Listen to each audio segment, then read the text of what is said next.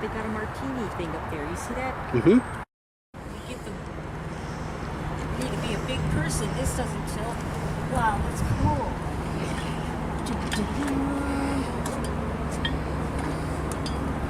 Wow. Yeah, yours is going up and down.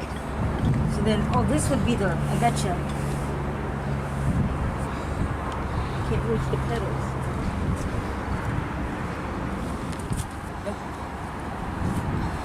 Get a booster seat.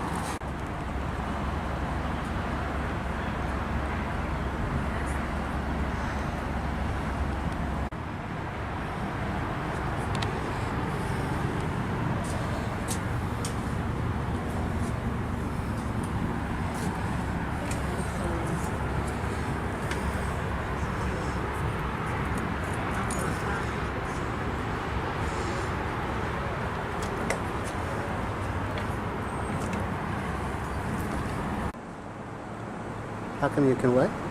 It goes further down than this? Yes. You go inside it. In fact, you're going right here. This red.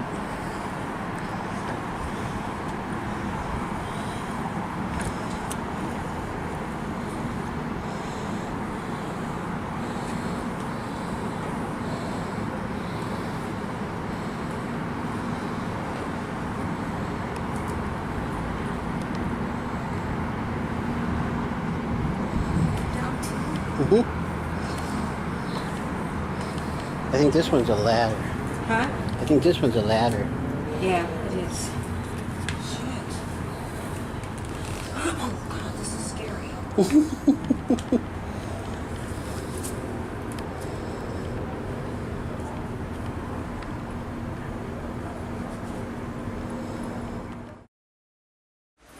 Torpedo men will tell you they love their work so much they don't like to leave the torpedo room. Well, it's time for my watch. But stay and look as long as you like. Great to have you aboard.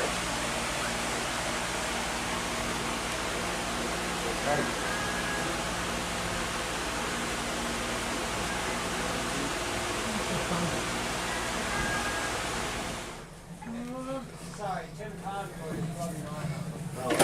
Where's my gruel? Your girl. Gruel. Like a stew. Jeez. They lived in this. 96 guys. They have to eat in rotations, no doubt.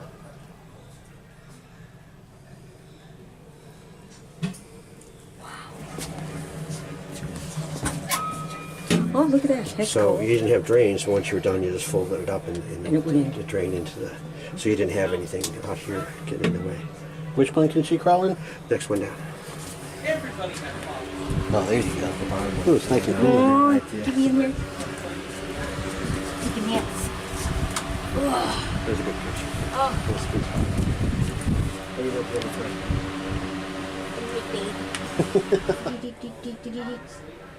wow. Pivot. Yeah, basically what he's referring to is, what is it about? Is it half the cards are red? This thing's probably heavy. Oh, they got Red it light, locked. they vanish. So electric boat. Still, probably is heavy. Look how thick the steel is on it. Uh-huh. Come on in, folks. Okay, how did you hear about us being open today? Website. Pure website. Yeah.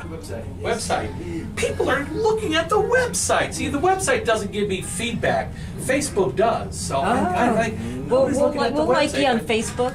I'm seeing that. Okay, good. Yeah, these are experimental hours. Normally we close September 30th because we're open every day from May 1 to September 30th. But on Saturdays, it's so heartbreaking. You got a good day and you see people, oh, you want to see the submarine? And I need money to operate this thing, so thank you. This is the control room where we dive and surface the boat. We can also steer with the backup helm right there. However, most of the steering is done from the main helm in the conning tower above us, all right? Over here in the corner, would you do me a favor? Be a Vanna White. Step back in the corner. Step back in the corner. Okay, now I want you to do a hand sweep. Very good. That is the Christmas tree, yes. We have to have a green board to dive safely. Don't go overboard. Creeping me out. Okay. In peacetime, you're doing very good, by the way.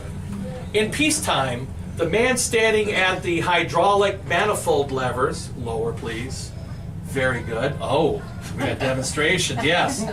He is going to submerge the boat with those levers. Okay, there is none of that. You're not milking a cow, no. All right, so the levers submerge the boat. Now, in peacetime, he will wait until he has a green board before he touches those. In wartime, we got to get under in a big hurry. So when he hears the diving alarm, ooga, ooga, he's going to begin venting the ballast tanks and hope that when he gets done, we've got a green board, okay? Now, as we're going under, the lookouts have dropped down and they're taking up positions where this guy is lounging. They're facing the controls. They're going to operate the wing-like flaps at the front and back end of the sub. They're going to control the dive angle. They're going to give us a 7 or 8 degree down angle or a down bubble. We don't want to go steeper than the props are coming out of the water. It's going to slow us down. If we go too shallow, again, taking too long to get under. We can make a static dive, which means we're just going to go straight down, but that's actually going to take the longest of all. Running dive gets us under in about 35 seconds. At a minute, we're going to be at periscope depth. Now, we're looking at the shallow water gauges. They're calibrated down to 165 feet. When we go deep, we're going to look at the single deep water gauge right there. It's calibrated to 450 feet. Now, COD is a Gato class sub, which means our pressure hull is 5/8 inch mild steel. That's it. A little more than half an inch. Now, the test depth for that type of hull is 300 feet, roughly the length of the boat underwater. You can go deeper, but you avoid the warranty. Right? Now, when the COD was delivered to the Navy in June of '43, the Navy had already begun accepting delivery of the follow-on Baleo class boats. Baleos were identical in layout, but they had thicker hulls, 7/8 inch high tensile steel. They could go about twice the depth. Now, all submariners are heroes in my book, but the guys that served on war patrols on thin-skin boats were the heroes among heroes. So yes, 450 feet. We figure the collapse depth of this type of hull is something in excess of 600 feet. If women did the welding and electric boat on the pressure hull, you're probably alive to 680, 670 maybe. Guys did the welding, you're toast at 620. Women were better welders. Now, the COD is what type of warship? We are listen to that silence. Are we a battleship? Are we a carrier? Oh, sub. We are a what? Sub. We are sub. Very good. Here comes the trick question. Therefore, as a submarine, what can we do that other ships can't do? Sink. Disappear. No, a lot of ships disappear. Yeah. Die. That's a creepy way to say it. Disappear. I like it. We're going to use that. No, not dive. Come on. Put your thinking caps on. You look like an intelligent woman. No, all ships dive underwater. Hell, that's our mission, is to prove that all ships dive. What can we do that they can't do? Come back up. Very good. Here we can come back up. Who said that? I did. All right. Well, you're videoing this, so normally I know what you're saying. I don't want to fire the diving alarm. I want the attractive brunette to do that. So you're going to fire the diving alarm. What's your name? Lauren. Lauren. All right, come on over here. So when I give you the cue, Lauren, you're going to fire the diving alarm. But how do we get to the surface? The air valves along this wall. That's the control. Those are the control valves that bleed high pressure air into the ballast tanks once we close off the manifold levers over there to bring us to the surface. Down below in a small, cramped, and very dirty machinery space are 2 big electric air compressors, air conditioning, it's non-functional these days, and some power steering equipment and some pumps. But yes, the valves bring us up. Now, above us is the attack center. It's a separate pressure vessel. That's where we view the 2 periscopes. We steer from up there. This is the backup steering. We have the radar, the sonar, the torpedo data computer up there. If we're making a submerged attack, up to 11 guys are crammed into that space. Let me tell you, only the captain gets the elbow room as he's looking through the periscope, and he's only looking through the scope for about 5 seconds, then he drops it. By the way, these boats are mostly on the surface. They're 95% of the time on the surface. They dive only to avoid being seen and attacked. But anyway, yes, so that's the attack center. 11 guys during a submerged attack. On the surface at night, maybe 8 guys. The rest are up on the bridge. When we're done, you can certainly climb halfway up the ladder. The closest periscope is the night or radar search periscope. Right above the hatch is a gray box with red switches. Those are the executioner's buttons. Those are the buttons that fire torpedoes. And when you fire a torpedo, A minute or so later, on the other end, somebody's taking 700 pounds of Torpex exploding, and they're going to die. And if you don't kill them, they are likely going to kill you. Especially since you're firing Mark 14s, and if it's daytime, there's a bubble trail, so they know where to start looking for you. All right, now we're going to do an alarm test. Still Lauren, Oh, that's right? why they could say because of the exhaust. Yes. Lauren, when I give you the cue, Okay. you're going to grab this square knot. Okay? The pivot point is about 2 inches behind it, but you pull it this way twice. Okay? 3 times surface, twice to dive. But I'm firing 2 first, so I got to go behind you. I got to warn everybody. Okay, so stand by for a test of COD's alarms. The first alarm you'll hear is General Quarters or Battle Station's alarm. Not too bad. Here we go, battle. Okay, everybody get to your battles. Never mind, you don't have battle stations. Okay. There you go. Yes. Look at that. Yes, give them an aggressive hand sweep. Very good. Stand by for collision alarm. Oh, nobody wants to hear the collision alarm, especially on a submarine. And sadly, hasn't the Navy had problems with collisions lately? Of course, on a submarine, you close all the watertight doors, secure the bulkhead ventilation flappers to limit the flooding to wherever the hull's been breached. We can survive and get back to the surface with one of our major watertight compartments completely flooded. So the designers have built that much reserve buoyancy into this design. Stand by for the diving alarm. This is a loud alarm. You may want to cover the ears of small children. Stand by as Lauren fires the diving alarm. Okay, 2 blasts, please. 2. I 2. just pull it this way. Pull it toward her, yes. Very good. Very good. Kind of short on that first one. I'm going to deduct a point. That's a 7. And usually women are better at this than guys. I mean, I don't know why. We watch all those sub movies on the Late Show. Very good. Yeah, there is one more noisemaker, and as skipper, I'm the only one that's going to play with this. It doesn't make any noise for 30 minutes. If you're still aboard the boat in 30 minutes, it's going to make the last noise you ever hear, a big kaboom. It is, in fact, the self-destruct switch. Not a Hollywood invention. Hold on, I'm trying to remember, did we disconnect that? No, you. Did you wait here 31 minutes? Kind of tell us how this works out. Going aft. No, actually, it's been disconnected because it's my favorite switch. But yes, it is the self-destruct switch. It sets a timer, the Mark 108 self-destruct system. You can read all about it on the website for the San Francisco Maritime Museum Association. Basically, and somebody did ask, in fact, we've been talking about this for years.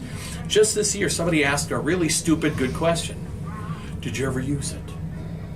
And everybody in the room kind of looked at this person like, what kind of an idiot are you? Obviously. And I said, in fact, yes. We are the only submarine that used its self-destruct system, but not on our boat. We came to the aid of a Dutch submarine that ran up on a coral reef on our last war patrol. Now, there are color movies of what I'm talking about.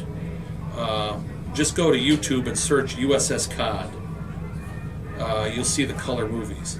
But what I do want to share with you is at least some black and white photos of the 019. That's why we have a martini glass on the conning tower next to the name 019. It commemorates the history's only international sub-to-sub rescue. Here we go. Here, this is from the deck of the Cod. That's the 019 on Lad Reef. Now, after 2 days of trying to tow it free, we had no choice but bring the 55 Dutchmen aboard. Here's a little better shot. And then the last boatload from the Cod, 2 rubber boats, we brought out 2 of our 3 self-destruct packages and the timer system over to the 019, wired it up. Now, the guys on the 019, the last crewmen, helped our guys aboard. They knew what this was. They said they couldn't look. They would just kind of look the other way, and they had tears in their eyes. When the captain of the Dutch sub came over, the last man, he brought his Dutch flag under his arm. We flew it alongside the American flag. But the 3 Cod guys that went over there with the 2 of the 3 scuttling charges, they got aboard the Dutch boat and they discovered not only is there a lot of booze, but there were souvenirs that had to be liberated. So anyway, they helped themselves to both. So what you see of the 019 today is in fact brought back as souvenirs. Here's the first, there's the guys paddling over with the self-destruct charge. with our two of our, again, color movies if you go to YouTube. They waited the 30 minutes, nothing happened. They waited an hour, nothing happened. So the captain called Chuck Bedorian up and he said, "What happened?" And Chuck said, "I don't know." So they said, "Did you think you connected the timer?" And he goes, "I don't remember." So they had to paddle back over there after they waited another hour just to make sure. And sure enough, the connections weren't made. So they made the connections, paddled back in. The scuttling charges detonate. You'll see that in the movies. Then we fired 16 rounds of our 5-inch deck gun and then finished her off with 2 torpedoes. And let me tell you, that's pretty wicked cool when you see Cod's 2 torpedoes. They were fired about a 2-minute interval. But there are chunks the size of cars flying hundreds of feet in the air. But yes, what's left of the O-19 is still on Lad Reef today. Now, I talked about some of the ladies building the boat. I want to share those pictures too. These are Kodachrome pictures of the women electric boat. That is the Cod's after torpedo room, June of '43. So when you come out, you're coming out the hatch where the lady in the red bandana is standing. And of course, my favorite, one of the welders. 1/3 of the welding department at Electric Boat were women. And I think it's a great photo because if you look behind her, there's 2 guys. So the 2/3 and then the 1/3. Now I know she's 18. You had to be 18 to work at a shipyard. Look at that face. That's not 25. No. In fact, the Navy was so impressed by the superior welding, they even kind of did an investigation. The Navy's understanding was, well, women had no welding experience, therefore no bad habits, so they learned the correct procedures in the welding classes. The women said it's even simpler than that. Our husbands, sons, brothers, boyfriends are going to see in these things. We want them to come home in one piece. Yeah. So, and there's our hatch painter. She needs to come back and repaint that hatch. My wife said she's 95. Paint it yourself. You lazy bastard. So anyway, what else do I want to show you? Oh, now you're all casually dressed, as you should be. But not all women visitors were so casually dressed. This is the commissioning party in June of '43. Now look at what those women are wearing. Big hats, white gloves, dresses, and they had to come down the way you did. But they had even less ease because part of the deck was cut away by the Navy. As you go into the escape trunk, there's about 2 feet of deck plating they had to duck under. But they're in the wardroom, and for their efforts, they are having tea. If you look at the teacups, that's not coffee. But they're having some rare treats for 1943. They're having iced cupcakes and I guess oatmeal raisin cookies. Now, why were those rare treats? Because of the rationing that was going on. Sugar rationing, yes. Yes. 1 pound for a family of 4 per week. Wow. And that included big. Now today a pound, I don't think my wife and I have gone through a pound of sugar in the last year because we use Sweet and Low and we buy all of our baked goods. But yeah, that was hard living for my grandmother. Absolutely. All right. I think that's about it. Oh, there's a couple more pictures. I will tell you, as much as I was in love with that welder, I saw another picture of her. Here she is in black and white. And I said, yeah, I like that. But then I looked down and I said, ooh, I like that even better. And my friend said, of course you do. And I said, what do you mean, of course you do? They said, who does that look like? And I'm like, I don't know. And they said, your first wife? I'm like, oh my God. It's like something out of Twilight Zone. I said, wait a minute, she wasn't born until 58. What's she doing in this picture? And yeah. So, somebody was talking about those cards. Who was talking about the cards? All right, smarty pants. Here's a picture of that deck of cards. Notice how the red suits have black outlines? Yeah, you know, these things are just way too much money. But yeah, that's our deck. All right, yeah, That's not facing forward. This is still. Well, whatever small size you have. Oh, there's the cold cryptid room. Okay, all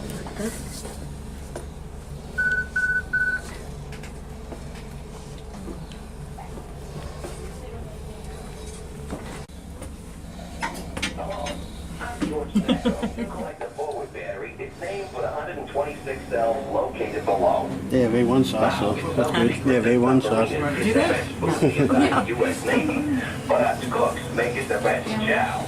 3 settings, 3 times a day. When I have the time, I like to make pizza for the boys. A lot of them never had a pizza pie until they came aboard God, but they sure love it now. You might have noticed canned food in various places throughout the boat.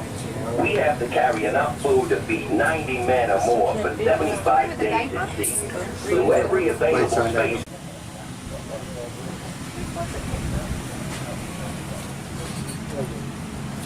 Is this stuff they're from the little thing?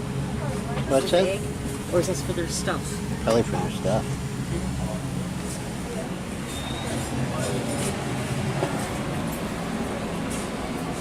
Wow, look at that washing machine. Oh wow.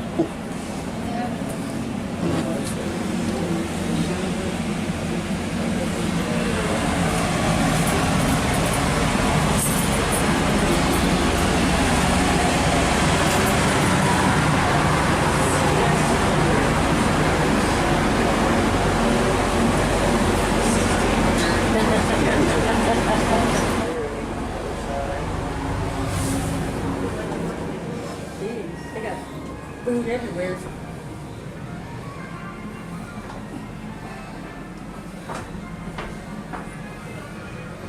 Wow, this actually is a lot longer when you're on it, huh? I don't even have the duck coming into the hole there. Just have to stretch my leg over. Imagine the heat coming from this room. Oh, I know.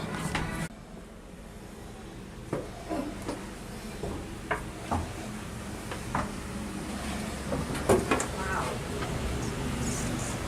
Already. It's actually pretty long once you're in here, huh? Ah, They look at said it. it was only 300 feet.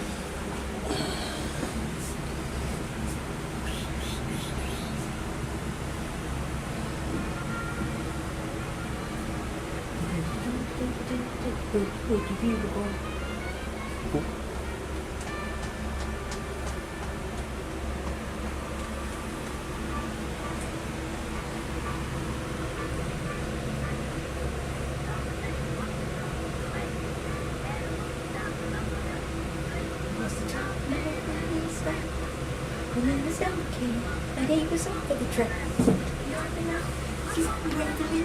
Here's the boogie boogie boogie ball, come baby. Or even steel, though, I'm sure they had to sink in ships. Yeah.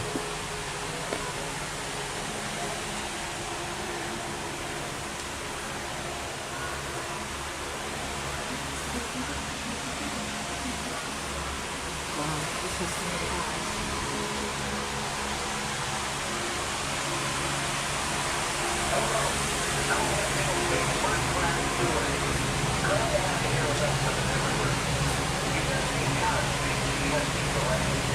Water got to make up to 9 knots per hour, but that speed would deplete the batteries. So she usually travels at 3 to 4 knots for submerged, allowing it to stay under for 24 hours or more. When the skipper gives the order to dive, we got to be the one. Aircraft carrier putting out an aircraft on.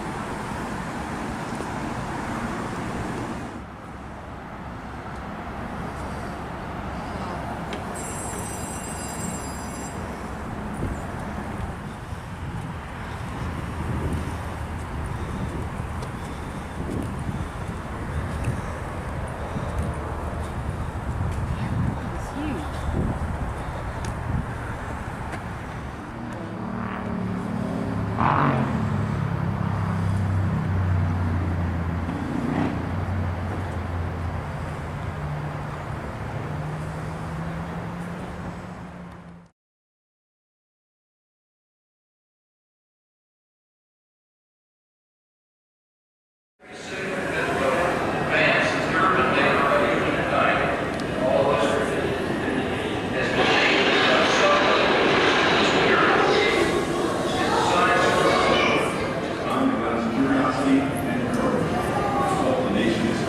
$1 billion worth of equipment.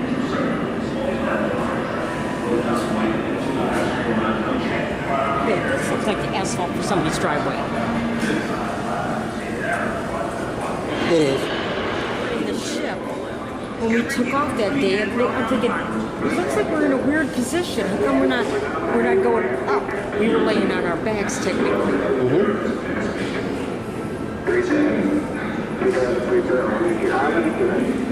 2,000 feet above the runway. Nose flaring. Gear down the line. After 4 hours, 55 minutes, he splashed down to a hero's welcome. After his triumphant flight, Glenn turned his attention to his other passion,